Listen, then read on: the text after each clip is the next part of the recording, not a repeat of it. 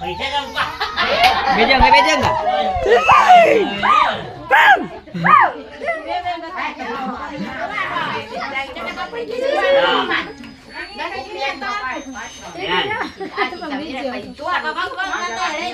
Nah, ngingin ka na putra ko.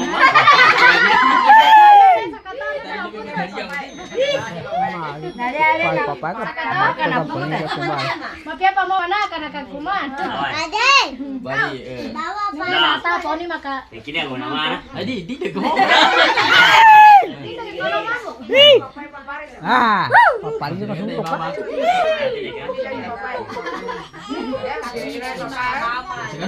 Teko na ito. Dero. Banyo. Bali,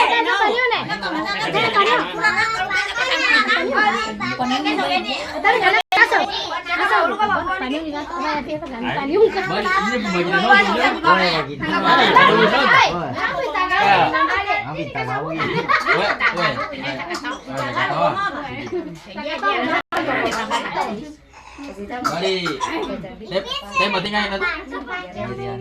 Tingnan. Ada kini dah ngan aku.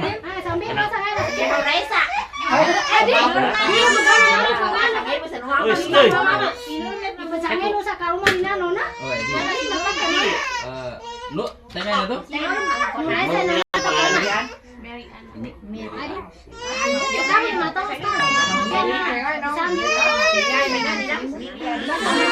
Sambian tak? Agak gila, gua nak kerja bisa kabar. Gua nak. Ay, sa ko na wang. Oy, kapag kayo ngayon. Bali, yung pangalan mo palitan natin. Kasi sa ano sa Muslim na kailangan pag sa pangalan mas maganda kung palit natin. Hindi normal bicara ko? Normal. Normal. Enggak sekarang normal.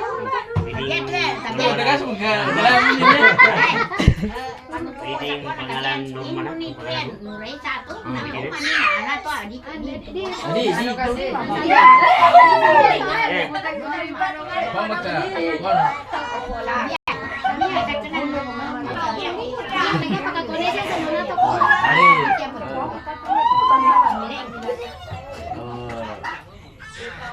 Tobe pa na normal ka gila ngayon na mo na pundong minti ngayon na beda. Sa kasal palitanan natin yung pangalan mo, ha? Sa kasal may normal na yung pangalan namin sa iyo. Yun na lang ang pangalan Dito sa kasal niya, ha? A'udzu billahi minasyaitonir rajim. Bismillahirrahmanirrahim. Alhamdulillah rabbil alamin wassalatu wassalamu ala rasulillah. Assalamualaikum warahmatullahi wabarakatuh. Bawat ano pa tayo mana? Bago natin pauwi si Dapat ngangat Nasi. Bali tatanungin muna natin. Okay ka?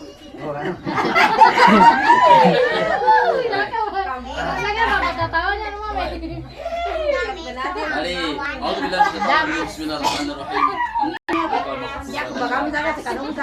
Norma. Apa ini? Salah benar kita bila sunat Rasulullah. So, inatatangkap namin sa iyo.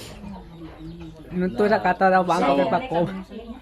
Si Norma. Pero ang tunay na ano niya si Mary Ann. Mula dito sa mundo hanggang sa kabilang buhay. Natanggap mo ba? Oo.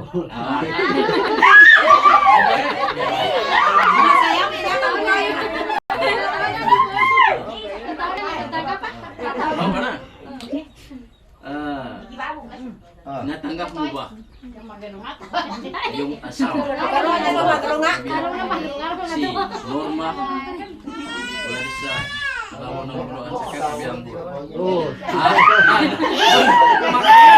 Makisama na. Mag-inod sa puno ba? Imita! Ito po talimanan ka. Kalau man ka si Norma, si Mary Ann, na sa dunia sampai sa akhirat. Awal.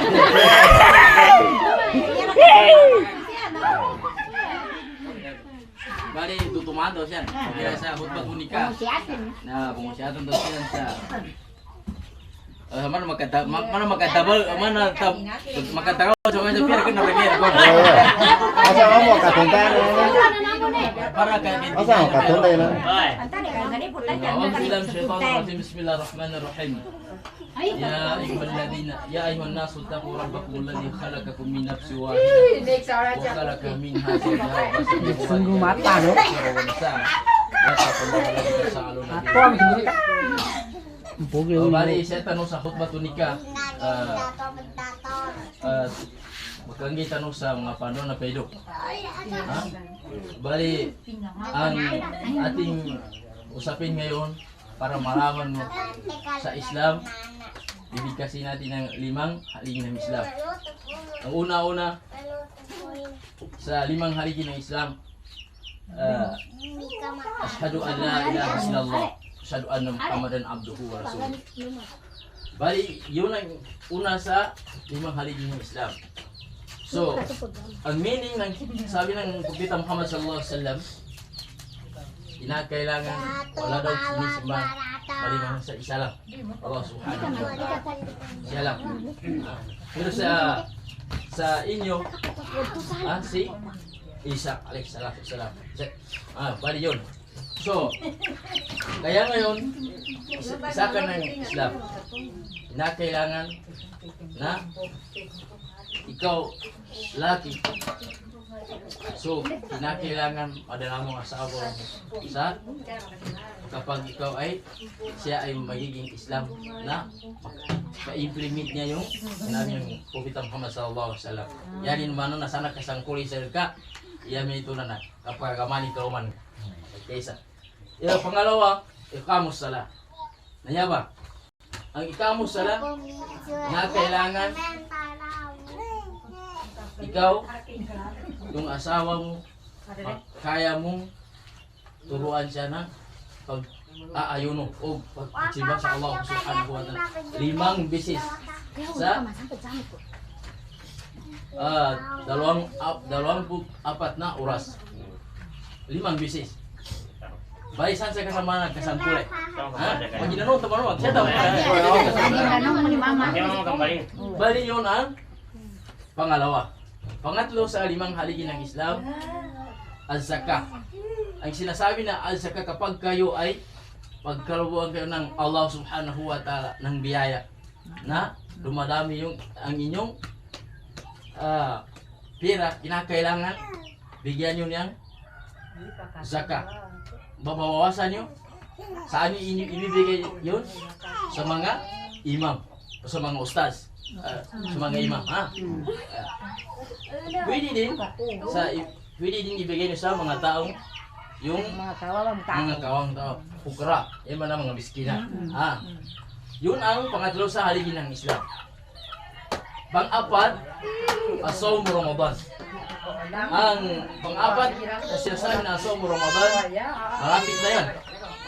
Malapit na ang pag-ayuno or pag-fasting. 1 month yun.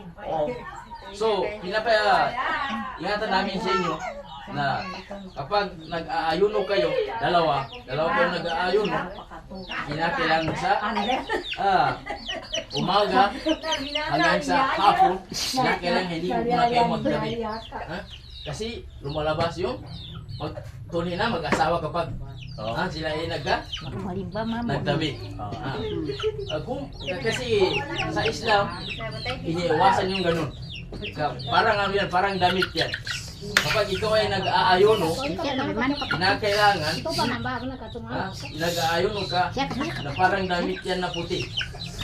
Kapag kayo ay magkasamang tawid sa umaga hanggang sa hapon, parang mamansyan yung damit nyo kapag kayo ay nag-aayuno. Yan yung marak, mabatal sa puwasan. Ito ba? Yun ang pang-4. Pang-5, kapag kayo ay hijul baiti man istata ilay sabila. Kapag kayo ay kaya nyo nang mag-hajj sa Baitul Haram sa Makkah, na pwede kayong mag-hajj. Kapag kaya nyo na yun, kung makaya ng inyong mga kung meron na kayong pera na, dapat na kaya na mapunta ng Makkah, ang-Hajj. Kapag kayo ay kaya niyo na yun, kapag ikaw nag-Hajj, para kayong bagong panganak. Wala kayong kahit konting kasalanan, wala. Mabubura lahat yun. Yun ang 5 haligi ng Islam.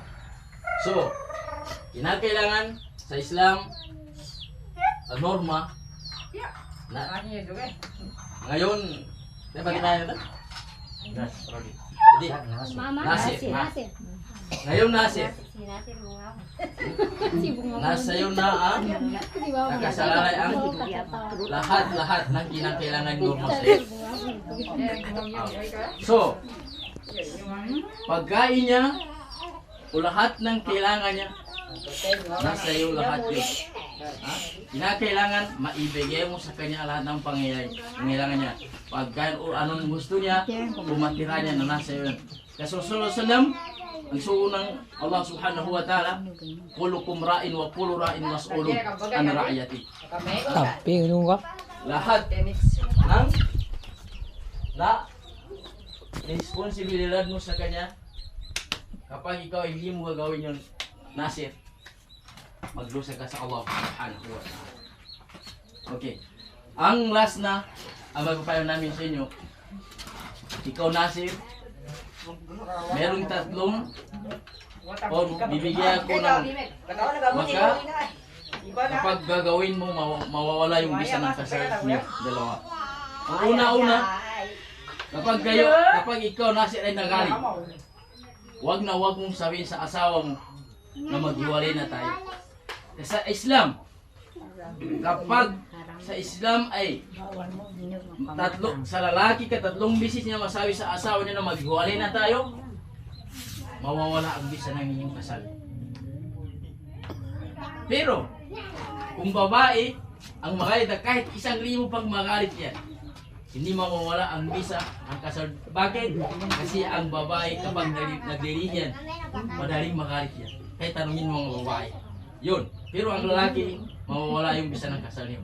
Okay. So, pangalawa, na iiwasan mo na siya na masabihan mo yung asawa mo na dito ang daan papunta sa inyo. Kasi mawala yung bisa ng kasal niyo. Hindi mo dapat gawin yun. Narinig ni Norma. Yun ang pangalawa. Ang pangatlo, kinakailangan huwag mong sabihan ng asawa mo na para sa i-compare mo yung asawa na parang nanay niya. Ha? Kasi sa Islam, hindi pwede yun. Ha? Okay. Pang-apat, na iwasan mo nasir, na huwag mong saktan ang iyong asawa na may makita na pasa sa katawan niya. Ha? Kasi isa yun ang maka-aalis ng bisa ng kasal niyo. Okay, yun lang ang maibigay ko sa inyo. Last na, kinakailangan maggawa kayo ng tawagan nila. Ano ang gusto ng bawat isa sa inyo. Kumpara na sa Muslim, kasi ang Muslim may tawagan yan. Or sa kahit sino, anong religion. So, kinakailangan magbigyan ka ng tawagan. Pumili kayo anong gusto nyo. Basta sa Islam na. O sa Muslim, kung ang tawagan niya ay mamut ko, kahit galing pa sa bukid, ay mabango pa rin. Yun, kinakailangan magawa kayo ng tawagan na gusto ng bawat sa inyo. So, yun po ang last na may tanong sa inyo. Kasi ang sunnah, pinaka-unang sunnah yun, maggawa kayo ng tawagan ng kuniya. Para sa Islam, magtawagan kayo ng gusto nyo yung dalawa. So, last na, sa first step ng gabi ng kinakasal, awalu barakah, awalu lay. So, sa Islam, sa Muslim, sa isang magandang gabi daw, yung kinakasal, yung first time na gabi, doon daw mabuo yung